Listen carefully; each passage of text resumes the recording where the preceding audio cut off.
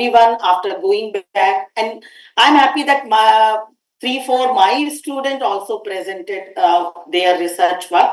And this is first time. We were waiting. This is a long awaited our desire that we want to see our student on the platform. And I think this is first time we enjoyed this, our desire. And we are hoping next time other students will also come forward and they will present, because this gives the confidence to other students also. They have well presented and we are happy. Yes, we are giving a training to them.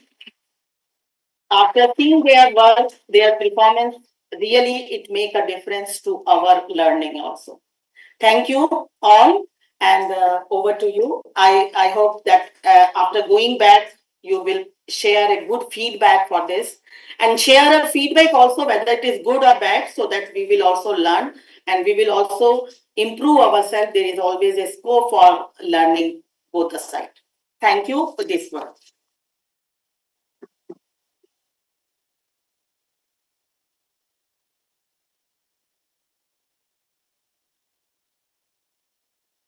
Thank you, madam, for that insightful address.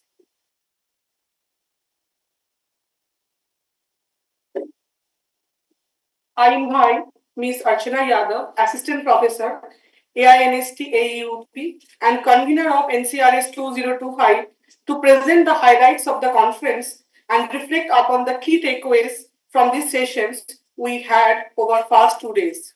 Over to you, Ms. Yadav.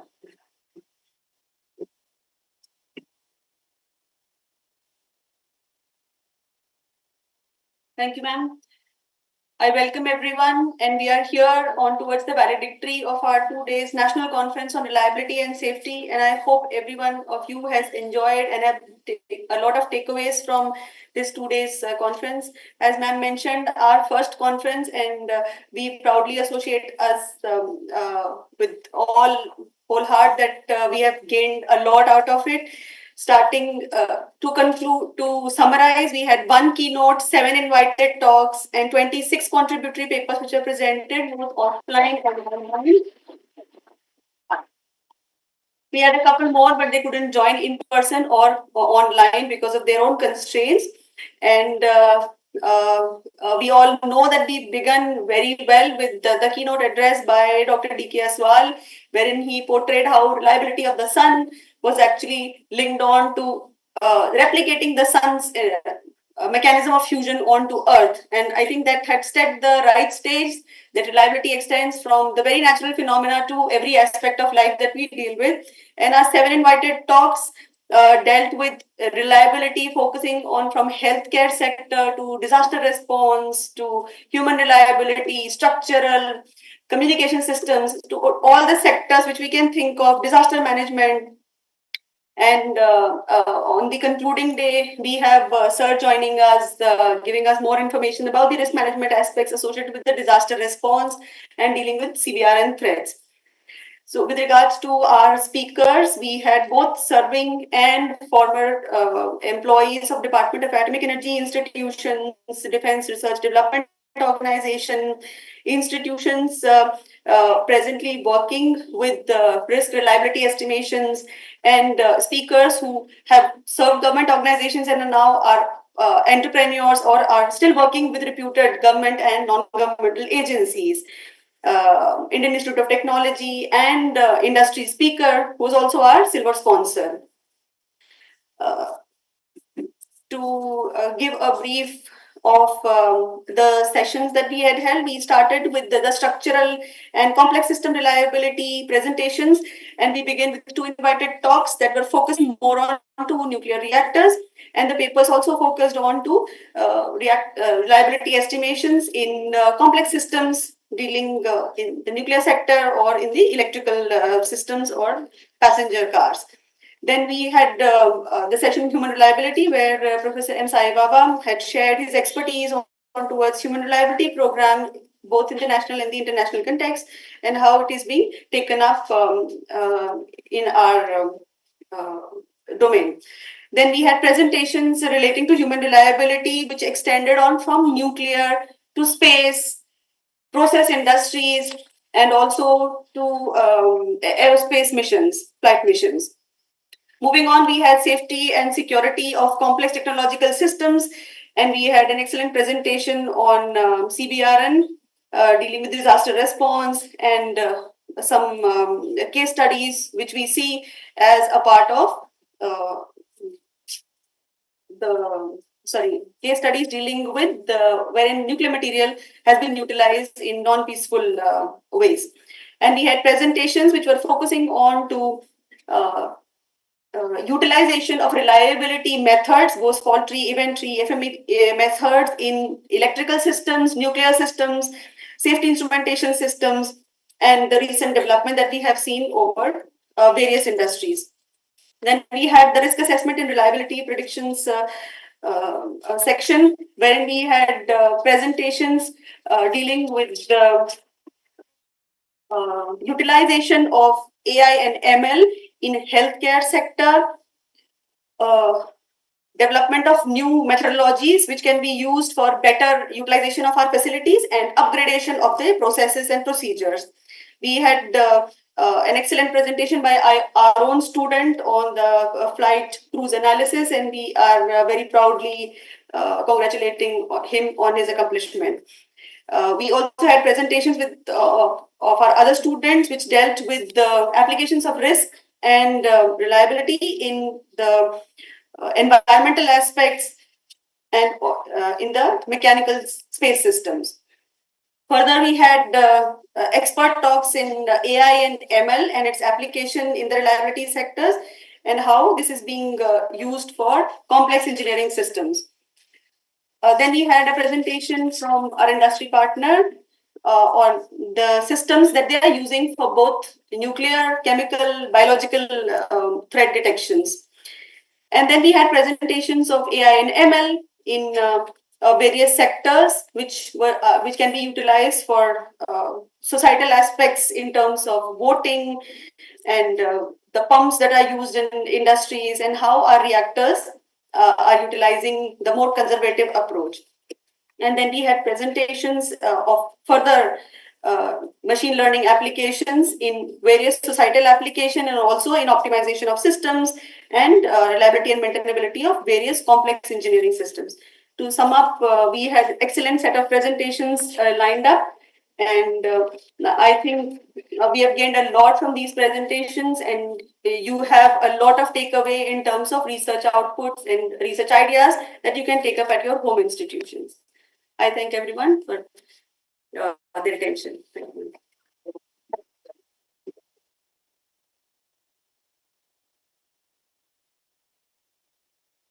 Thank you, Ms. Yadav, for your excellent recap of the conference highlights. We are now honored to hear from our esteemed guest of honor, Professor Dr. Surya Prakash, Head of the Geo-Hydrometeorological Risk Management Division, CBR in Industrial and CBR-DRR Division at the National Institute of Disaster Management, NIHA, Government of India. I now invite Professor Dr. Surya Prakash sir to deliver the special address. Over to you, sir.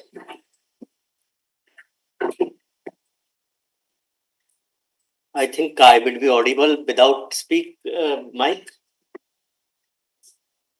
Anyway, keep it. Good evening to all. And first of all, my thanks to the organizing team, and also congrats and best wishes for completing the 6th 2 days national conference on reliability and safety.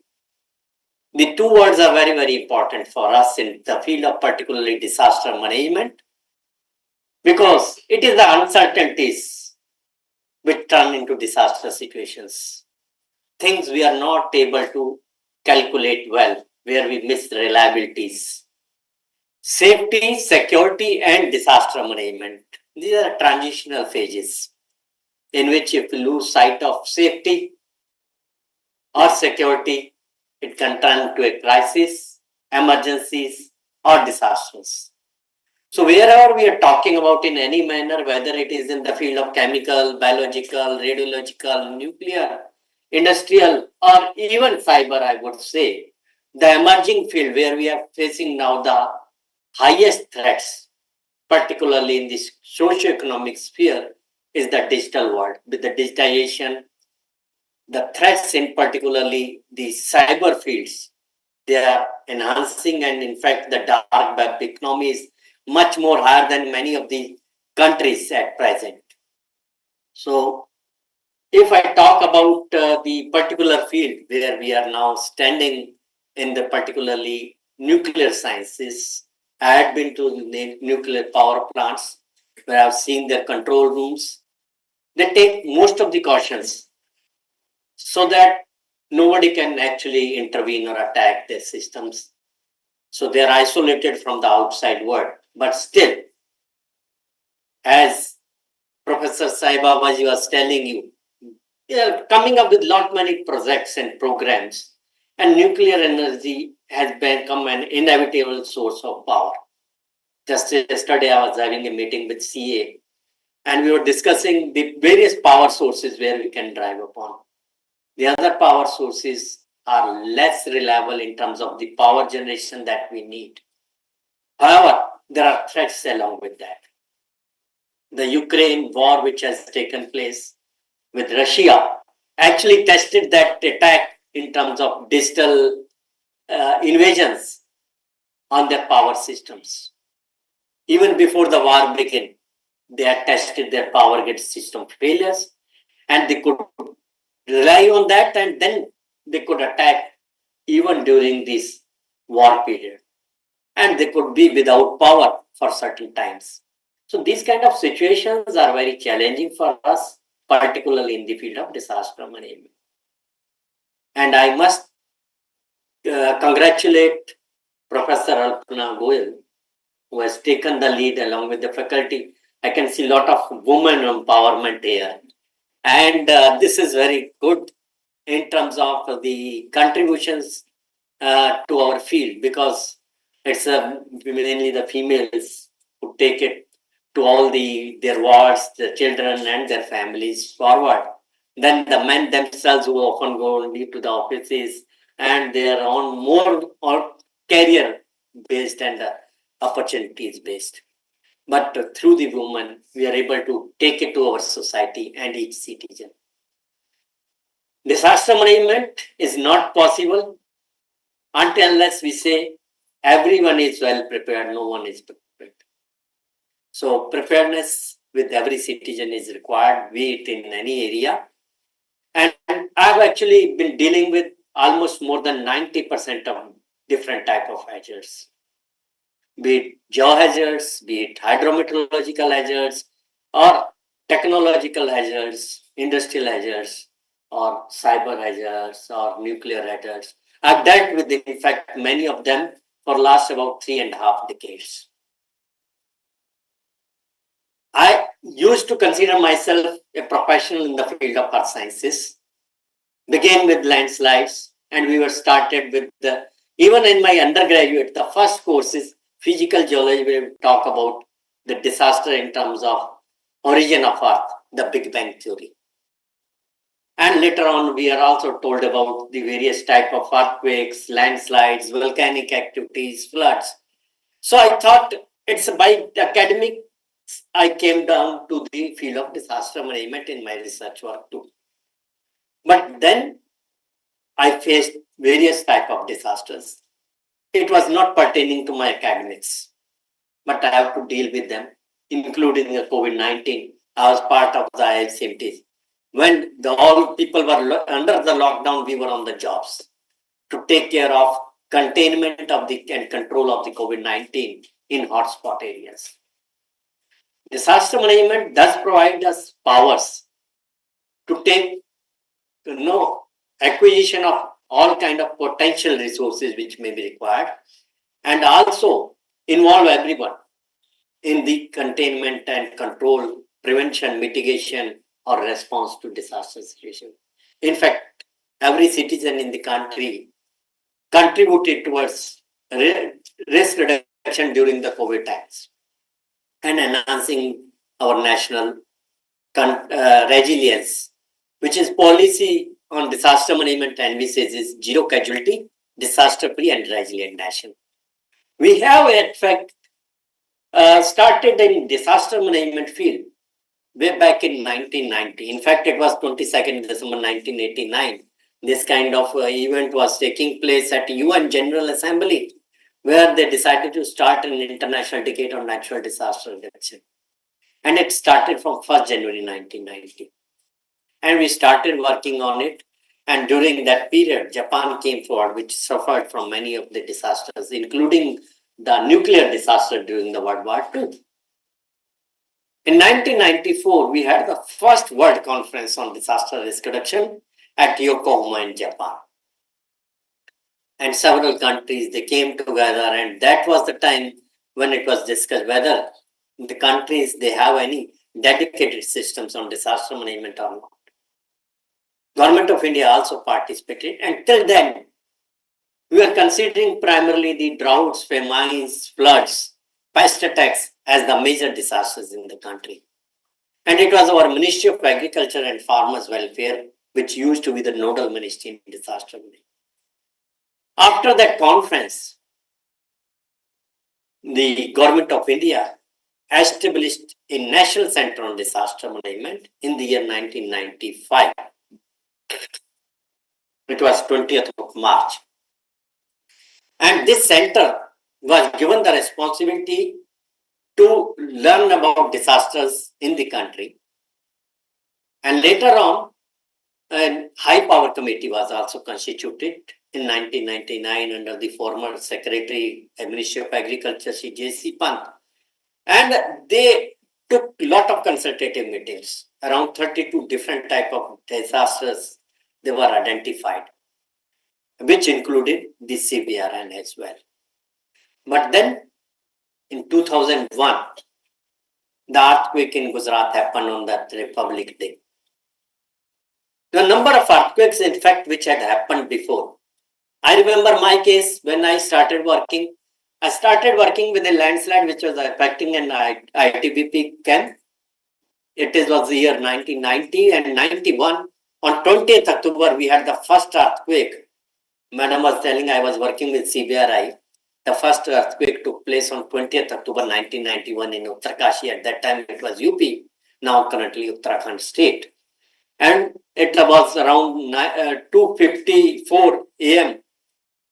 in the early morning. And hundreds of people, they got killed. It was magnitude 6.6. I was with the Department of Earth Sciences. We had the seismograph and working with CPRI. That was the first challenge we faced in terms of rehabilitation and response to earthquake. None of us knew how to provide support to those people, assistance to those people. And at that time, we again took advantage from the World War time. We were given that how to assess the damage and loss, the first part. Second, how to rehabilitate people who have become homeless.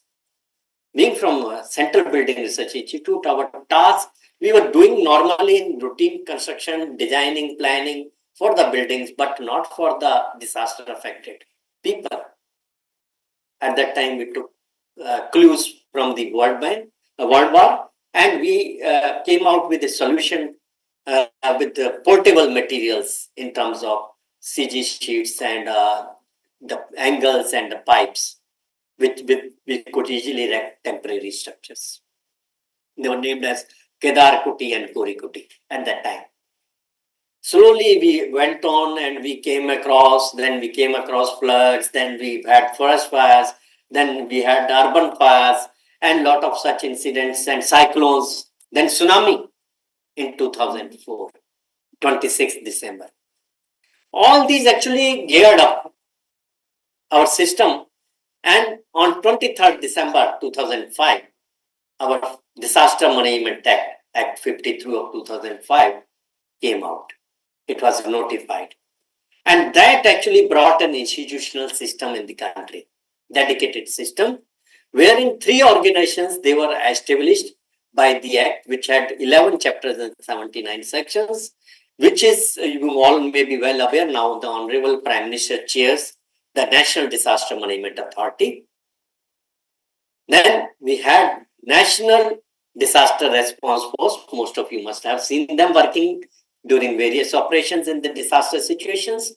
And the third was the NCDM, which was there at IIPA, was upgraded. In fact, after the Bhuj earthquake, there was a meeting, and the subject on disaster management was transferred to the Ministry of Home Affairs because they learned number of earthquakes which happened. I told you in Uttarkashi, then there 93 we had in Latur, in 95 we had one in Himachal, 97 we had in Jabalpur, 99 we had again in Chamoli, which is now in Uttarakhand. 2001 this Bhuj, and then 2004 the Indian Ocean tsunami, which was again triggered by an undersea earthquake.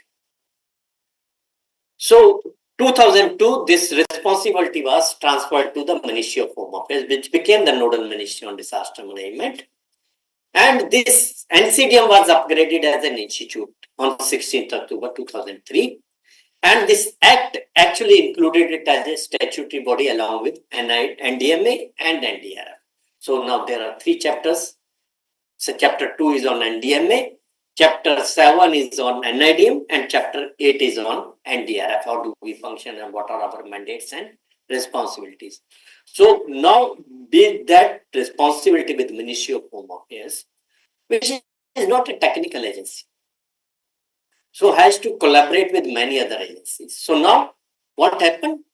The progress happened after 94 Yokohama. The second World Conference was held at Hyogo in Japan, and the third was at Sendai in 2015, 14th to 18th of March. I was lucky to be part of the Indian delegation led by then the Union Home Minister Shri Rajnath Singh ji. We had more than 6,500 delegates across the world. We came out with a Sendai declaration, which we termed as Sendai Framework for DRR, and decided our priority actions and the targets. Currently, we are running with that from 2015 to 2030. This month, in fact, it was 14th to 18th of March. We had that conference and we completed 10 years, and now we are running the 11th year. So each of these actually required 4 priority actions. First was very, very important for all of us. That is understanding the disaster risk. Through all such conferences, meetings, trainings, workshops, we are trying to understand the risk. I remember the days when we began with, there are no such projects and programs or workshops dedicated for disaster management or topics like this. You're talking about statistical techniques at that time, the AI, ML, DL, they have not emerged. And we're not talking about emerging risks, which may be because climate change or cyber risks or any other such risks. So we are using old statistical techniques and also probability and other methods. But we were not able to use big data and handle them well. I remember during my doctoral research, I used to do multi-group, multivariate discriminant analysis. That was the maximum to which we could go. But beyond that, it was not possible. So now I think I'm happy to see that people are using AI. But again, there is a caution with which we should go ahead, that whenever you are using any softwares or any other such platforms being developed by others, where the kind of risk can be had. So there are inbuilt risks even with digitization and automation. I remember automation during COVID period. There were some industries which were not supposed to be locked down. I don't know whether any of you remember, there was a leakage of styrene gas from LG Polymer gas plant in Visakhapatnam, which killed around 10 to 11 people in that area. And when we went and we learned that actually the storage tank required some thermal control automatically, which led. And suddenly, because of the rise in temperature, the gas leaked out and caused the casualties. We took cautions again during the last year, around 23. We had a cyclone in Gujarat, Biparjoy cyclone. We remember that lessons learned, and we saw that wherever essential vital power supplies are required, we keep the DG sets and other facilities so that they remain functional and do not affect the population. So protection of population properties from such kind of processes which can become dangerous have to be taken care. And in our risk assessment, ma'am said there were sessions, I'm happy to see that, which is very vital and important part of that. The first thing I said is understanding disaster risk. Then there were other three which involved strengthening the governance for DRR, then investments in DRR, and the fourth is utilizing lessons learned from the past events, opportunities for build back better. There are other things which are also of interest maybe to you. That first thing we always take care of is saving the lives, reducing the number of the casualties, right? Mortality rates. Then the second is number of affected people. Those who have left the world, they will not feel the pains. But those who survive, they will actually have to face the consequences. So number of affected population needs to be reduced. The third is even if you survive and little bit affected, but you need resource, economic damages and losses need to be reduced. The fourth one is where again focusing on damage and loss to the critical infrastructure, wherein the two aspects are very much emphasized. One is education, second is health. So education sector has been given a priority as one of the targets, even at the global platforms. And second, if we survive, health becomes foremost. And health doesn't mean just physical, even mental, socio-economical, environmental, and other aspects. So we have been dealing with these, and I know the time is passing fast, and many must be awaiting to go back homes, and it's already too much delayed. So I would say that we need to change our perspectives from risk towards safety and reliability. And somebody शायर ने कहा है ना किसी ने कि नजर बदलो नजारे बदल जाएंगे, सोच बदलो सितारे बदल जाएंगे, कश्तियों को बदलने की जरूरत नहीं है, दिशा बदलो किनारे बदल जाएंगे. And I say, Madam has started this, and you all have done some good work. So किसी ने कहा है कि मंजिलें नहीं को मिलती हैं जो सफर अख्तियार करते हैं, ऐसे मुसाफिर तो यारो रास्ते भी इंतजार करते हैं. So your journey you have started for risk reduction and resilience, and you will be able to achieve your destination, which our nation has envisaged as zero casualty, disaster free and resilient nation. And we can do much more with the involvement of each and every citizen. Until as all are not prepared, we cannot say we are fully prepared. So we have to take this message. At the last, I would say, because we all talk in general when our scientific or engineering or technological audience is there is good, but may need to communicate this with our decision makers, planners, bureaucrats, and governance, where we have to use a common language which each one can understand. I would say, किसी ने कहा था कि एक ने कहा और दूजा समझे. आपना कहा आप ही समझे तो क्या समझे, एक ने कहा तो दूजा समझे, मीरे कलाम समझे, जवाने मिर्जा समझे, या तो वो खुद समझे या खुदा समझे. तो language is very, very important. Whenever you are talking to people who have different disciplines, so transdisciplinary, vernacular language, common medium communications, media is very, very important. अब challenges are multiple. तो ऐसा आता है. See, I have taught people in media during COVID-19 how to protect themselves. I was dealing with the total continental platforms, Asia Pacific Institute of Broadcast Development, for protecting the international journalists, photographers, media personnel, broadcasters during the COVID period. So there are different type of challenges. We have to understand each other's work and functions.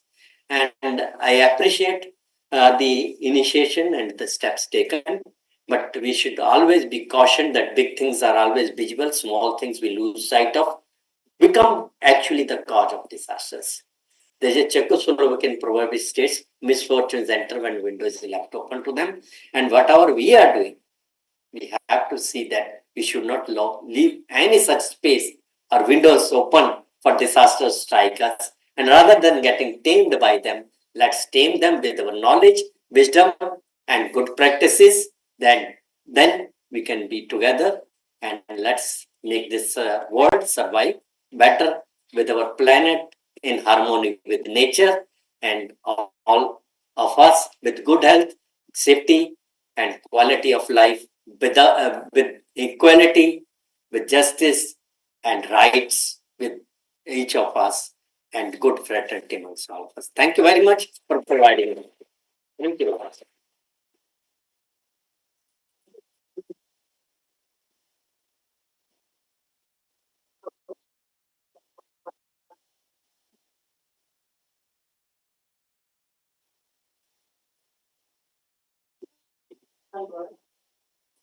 So as we reach the conclusion of this session, we now take great pleasure to honoring our distinguished guest. I kindly request Professor Alpana Goel, Chairperson of NCRS, to felicitate our guest of honor.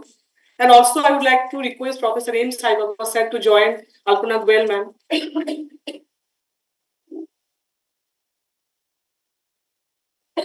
बहुत बढ़िया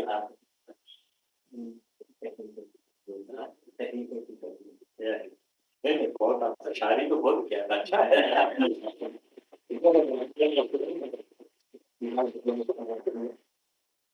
no it's now you get and तो थोड़ा सा maybe it becomes lively so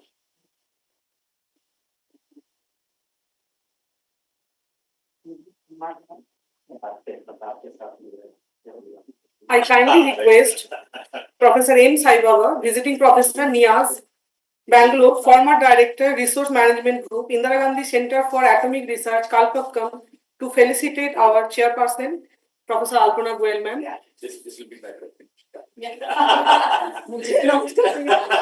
चलो अपने family में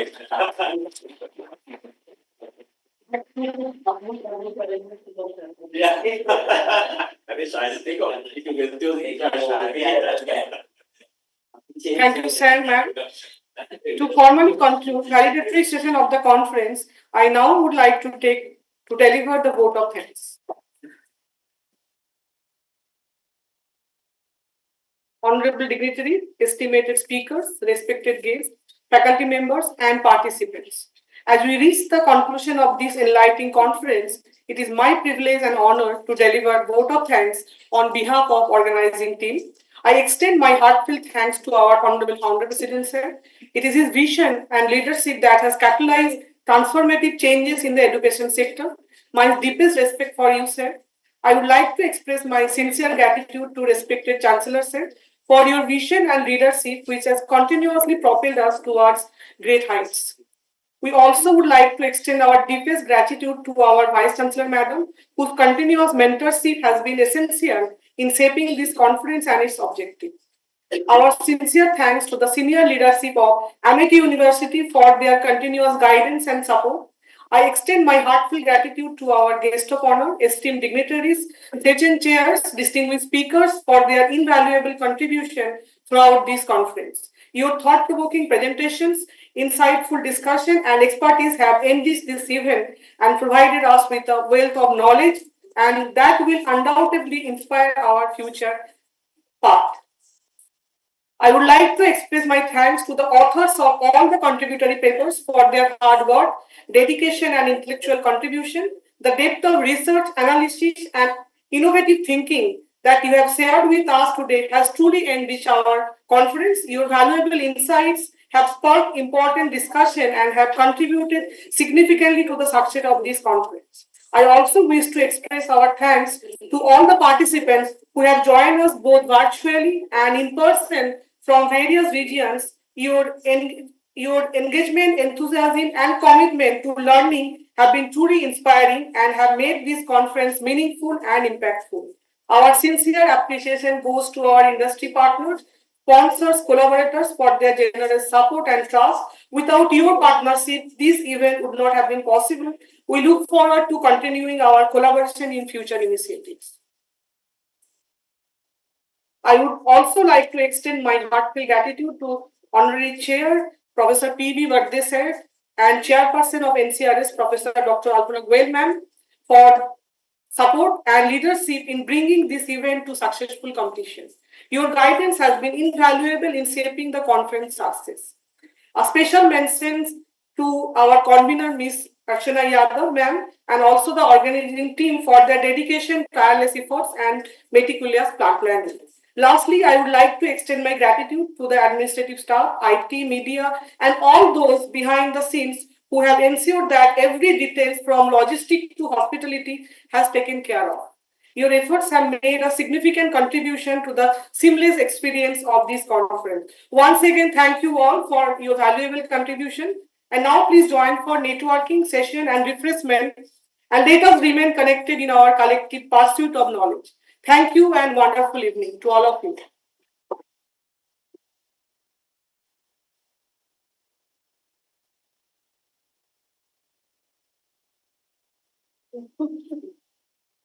I would like to thank my team, Ms. Archana Yadav and Dr. Arpita Datta, Dr. Unnati, Dr. Sudatta Ray, Dr. Abhishek Yadav, because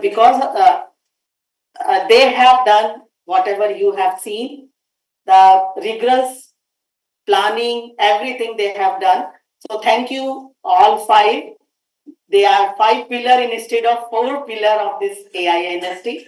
So big clap for them.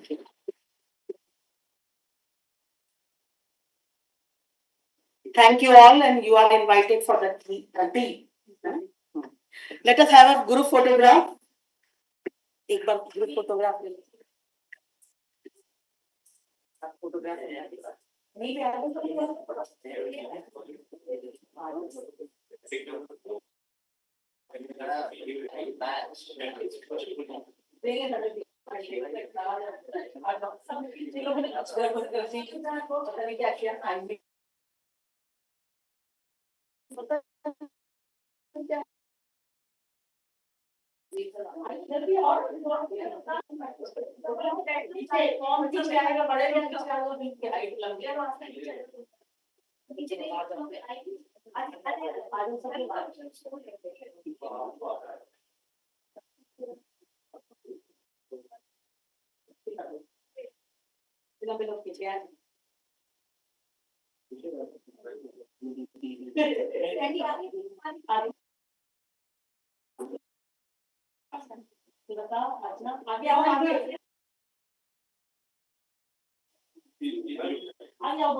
आ गया नहीं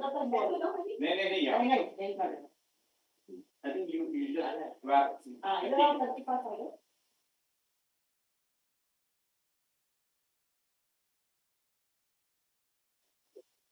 सब आ रहे हैं ना जी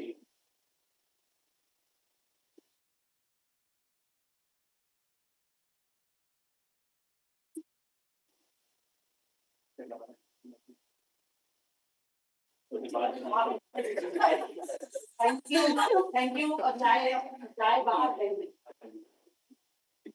Thank you, student.